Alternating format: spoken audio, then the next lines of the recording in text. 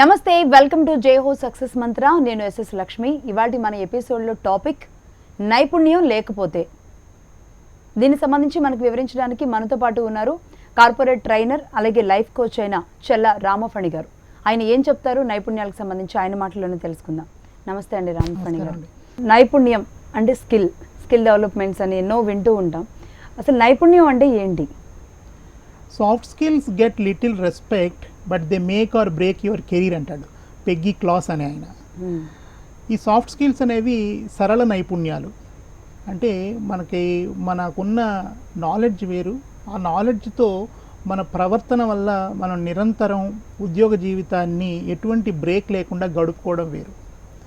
ఉద్యోగ జీవితాన్ని ఎటువంటి బ్రేక్ లేకుండా గడుపుకోవడానికి కేవలం నాలెడ్జ్ ఉంటే సరిపోదు, నైపుణ్యాలు ఉంటే సరిపోదు, మనకి ప్రవర్తన కూడా బాగుండాలి. ముఖ్యంగా వర్క్ ప్లేస్ బిహేవియర్. 3 ఆస్పెక్ట్స్ ఉంటాయి వ్యక్తిగతంగా విజయం సాధించడానికి: నాలెడ్జ్, స్కిల్స్, యాటిట్యూడ్. చివరి రోజు మీరు పరీక్ష రాసేటప్పుడు మీరు ఏమైతే రాస్తారో దానికి మీకు వచ్చిన మార్కులు ఏవైతే ఉన్నాయో అదే మీ జ్ఞానం, అదే నాలెడ్జ్. దాన్ని బట్టే కదా అంచనా వేసేది, మీకు ఉద్యోగం ఇచ్చేది. మీకు 10కి 10 వచ్చాయనుకోండి జీపీఏ, యు ఆర్ టాపర్. మీరు రాసింది చెప్పలేకపోయినా కూడా ఇంటర్వ్యూలో, but you will get job immediately. మీకు ఏదో అడగకుండా ఉద్యోగం ఇచ్చేస్తారు, ఎందుకంటే మీకు 10కి 10 వచ్చేసాయి, అందుకని ఉద్యోగం ఇచ్చేస్తారు. ఇంకా వాడు వర్క్ ప్లేస్లోకి వచ్చిన తర్వాత వాడు సరిగ్గా పనిచేస్తాడా లేదా అనేది తర్వాత విషయం. ముందు మీరు మార్కులను బట్టి మీ ఉద్యోగం వస్తుంది. మార్కులు అనేది ఉద్యోగంలో చేరడానికి ఒక పాస్పోర్ట్ లాంటిది. వెళ్ళిన తర్వాత మీరు బాగా పనిచేసుకోవడం, మీరు ప్రవర్తనని బట్టి ఏ విధంగా ముందుకెళ్ళాలి ఉద్యోగ జీవితంలో మీరు ప్లాన్ చేసుకోవాలి. అక్కడ నైపుణ్యం ఉపయోగపడుతుంది. రెండోది స్కిల్స్. స్కిల్స్ అనేవి 2 రకాలు: technical skills, non technical skills.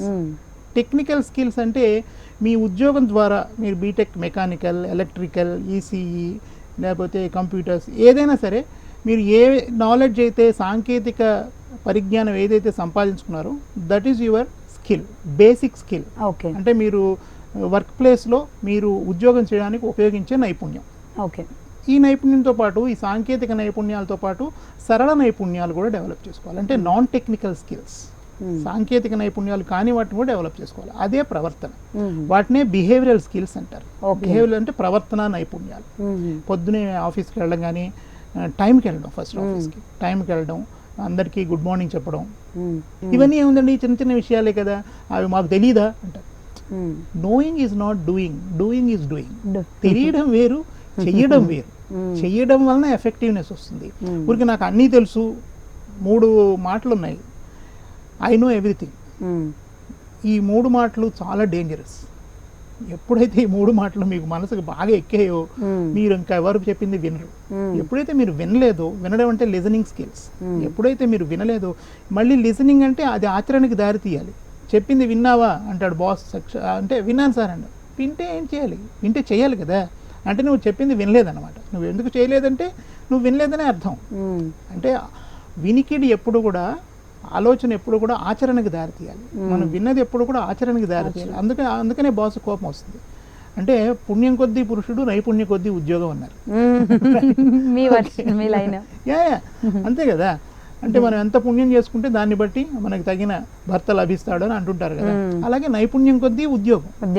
ఆ భర్త పోషించడానికి ఏం కావాలి? మనం కుటుంబాన్ని నడపడానికి నైపుణ్యం కావాలి. ఊరికే పుణ్యం రోజు పూజలు చేస్తే కాదు. You have to develop your skill. That is very important. Technical స్కిల్స్తో పాటు వృత్తిగత నైపుణ్యాలు, అలాగే బిహేవియరల్ స్కిల్స్, ప్రవర్తన నైపుణ్యాలు కూడా డెవలప్ చేసుకోవాలి. అప్పుడు ఎటువంటి ప్రవర్తన అంటే attitude. Attitude is very important. Attitude is everything. రకరకాల ఇది నిర్వచనాలు చెప్తారు యాటిట్యూడ్కి, రైట్? అందుకని యాటిట్యూడ్ అని అంటే సానుకూల వైఖరి, దేన్నైనా కూడా సానుకూలంగా తీసుకోవడం, right? If you use your communication as a skill, it will thrill, otherwise it will kill. అంటే attitude, communication they go together. మీరు ఏ విధంగా మాట్లాడతారో, మీరు నోరు విప్పంగానే ఎదుటి మనిషి మిమ్మల్ని అంచనా వేయడానికి ప్రయత్నిస్తారు. That's why you have to, that small thing makes lot of difference. అంటే మీరు చెప్పినట్లుగా స్కిల్ డెవలప్మెంట్ తో ఈ స్కిల్స్ అనేవి టెక్నికల్ స్కిల్స్ తో పాటు బిహేవియరల్ స్కిల్స్ ఉండాలి, కూడా డెవలప్ చేసుకోవాలి. అయితే ఈ బిహేవియరల్ స్కిల్స్ లేకపోతే ఉద్యోగం రాదా? ఉద్యోగం రాదా అంటే వస్తుంది. నేను ఇందాక చెప్పుకున్నాం కదా, మనం మార్కులు చదువులు కదా ఈ రోజు అంతా కూడా, మార్కులు చదువులు, నెక్స్ట్ శాలరీ చదువులు. ఉద్యోగం ఎంత ఎక్కువ చదివితే, నువ్వు ఐఐటీలో చదివి అనుకోండి ఇంకా పెద్ద ప్యాకేజ్ వస్తుంది, ఐఐటీ అయిన తర్వాత ఐఐఎంలో కూడా చదివి అనుకోండి ఇంకా పెద్ద ప్యాకేజ్ వస్తుంది. ఇప్పుడు పిల్లల్ని ఎంత పెద్ద ప్యాకేజీ వైపు నడిపించాలా అని అపోజ్ చేసి తల్లిదండ్రులు నానా తిప్పలబడి చదివిస్తున్నారు. ఇంగ్లీష్ మీడియంలో చదివించాలి, ఇంకా పెద్ద స్కూల్లో చదివించాలి, రైట్? లేకపోతే ఇంగ్లీష్ బాగా చెప్పే స్కూల్లో నాకు చేరిన, ఇంగ్లీష్ బాగా నేర్పించే స్కూల్లో చేరినంత మాత్రాన వీడికి కమ్యూనికేషన్ స్కిల్ రాదు. ఇప్పుడు కమ్యూనికేషన్ స్కిల్స్ మీకు ఉన్నాయి, నాకు ఉన్నాయి, కానీ అవి నైపుణ్యంతో వాడుతున్నామా లేదా, అది దట్ ఈస్ వెరీ ఇంపార్టెంట్. కొంతమంది ప్రొవొకేటివ్ కమ్యూనికేషన్ అంటారు, కొంతమంది ప్రొవోక్ చేస్తుంటారు మాట్లాడేటప్పుడు, ఏం చేస్తావు. కొంతమంది కమ్యూనికేషన్ ప్రొయాక్టివ్గా ఉంటుంది, సానుకూలంగా ఉంటుంది, అంటే రెస్పాన్సివ్గా ఉంటుంది. ద స్టిమ్యులస్ ఈజ్ రెస్పాన్స్ అనమాట. హౌ యూ షుడ్ రెస్పాండ్, ఎదుటివాడి కమ్యూనికేషన్కి ఎలా రెస్పాండ్ అవ్వలేదు చాయిస్ మీ చేతిలో ఉంది. వర్క్ ప్లేస్లో మీ వృత్తిగత నైపుణ్యాలు, వ్యక్తిగత నైపుణ్యాలు అండ్ దెన్ ప్రవర్తన నైపుణ్యాలు, ఈ స్కిల్స్ లేకపోవడం వలన ఉద్యోగం పోయే అవకాశం ఎక్కువగా ఉంటుంది. అంటే ప్రవర్తన నైపుణ్యాలు, ఇప్పుడు బాస్ చెప్పిన మాట ఎన్నిసార్లు చెప్పినా మీరు వినలేదనుకోండి, ఒకసారి చూస్తారు, 2 సార్లు చూస్తారు, 3 సార్లు చూస్తారు, తర్వాత తీసేస్తారు ఉద్యోగం. ఎప్పుడైతే ఉద్యోగం మళ్ళీ ఇంకో ఉద్యోగం ఎత్తుకోవడం కష్టం. మీరు ఇంకో చోటుకి వెళ్ళారనుకోండి, ఫస్ట్ వేసే క్వశ్చన్ అదే, అక్కడ ఉద్యోగం ఎందుకు పోయింది, ఉద్యోగం ఎందుకు పోయింది అంటే మనం ఏం చెప్తాం, నా ప్రవర్తన బాగాలేదండి అని చెప్తారు. ఇప్పుడు యూనివర్సిటీస్లో ప్రవర్తన సరిగ్గా లేకపోతే ఎలా రెస్టికేట్ చేస్తారో, ఉద్యోగంలోంచి కూడా తీసేయడం అలాగే చాలా సహజం. ముఖ్యంగా హెచ్ఆర్ వాళ్ళు అబ్జర్వ్ చేస్తుంటారు, పరిశీలిస్తుంటారు, యాటిట్యూడ్ అనేది అబ్జర్వ్ చేస్తుంటారు. ఏ విధంగా ఎవరి ప్రవర్తన ఎలా ఉంది, నెక్స్ట్ టైం ఎవరిని తీసేయాలి. ఎందుకంటే ఇప్పుడు కంపెనీ యజమాని చెప్తాడు, ఈసారి మనం కాస్ట్ కటింగ్ చేయాలి అని. కాస్ట్ కటింగ్ చేసినప్పుడు మీరు డౌన్ సైజింగ్ అంటుంది. కాస్ట్ కటింగ్ అంటే company has to down size. ముఖ్యంగా ఎక్కువ ఖర్చు ఏ కంపెనీకైనా దేంట్లో ఉంటుంది, ఎంప్లాయీస్ శాలరీస్. శాలరీస్ తగ్గించాలంటే ఎవరినో కొంతమంది తీసేయాలి. శాలరీస్ తగ్గిస్తే లోపల ఎవరు ఒప్పుకోరు.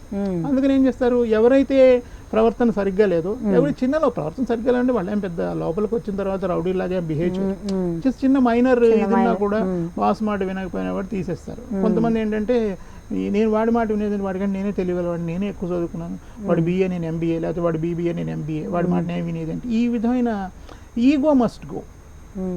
వృత్తిగత నైపుణ్యాల్లో ఏంటంటే మరి ఈ must go, right? Attitude, B for body language, C for communication skills, D for discipline, dedication, determination, E for ego. This ఈ మస్ట్ గో. అది ఎంత తలకి పైకి ఎక్కినా కూడా ఆ ఈని ఇట్లా తోసిపారేయాలన్నమాట. మరి ఆ ఈగో అనేది ఉండకూడదు ఎక్కడైనా సరే. వర్క్ ప్లేస్లో ఈగో ఉందంటే, ఇంట్లో అయినా ఈగో, అహంకారం ఉందంటే అది ఎందుకు పనికిరాదు.